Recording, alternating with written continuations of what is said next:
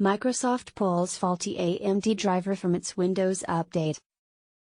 The driving force prompted crashes and boot points on Shure configurations.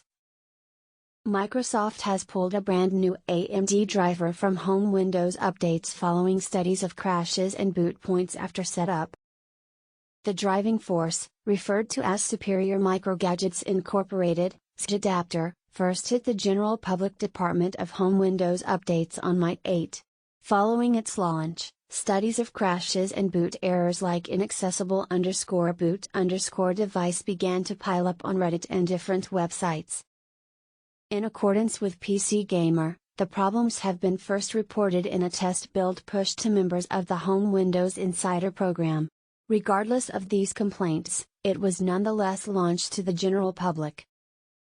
Based mostly on feedback left in a Reddit thread, it appears to be just like the boot points appear to have solely affected laptop builds operating an AMD processor with a Gigabyte X570 motherboard. A software program engineer with Microsoft wrote, "I'm not sure right now, however I consider it went to different Gigabyte boards and solely has points on the X570. The replace has since been pulled from home Windows updates utterly, in response to that very same engineer. Microsoft makes use of a gradual rollout validation mechanic to make sure there aren't points with driver updates that it places out.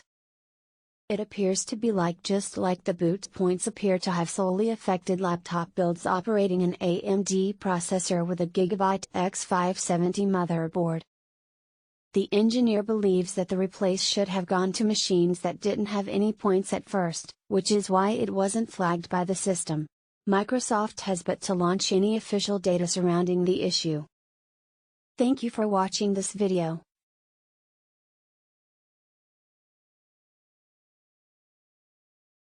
Subscribe.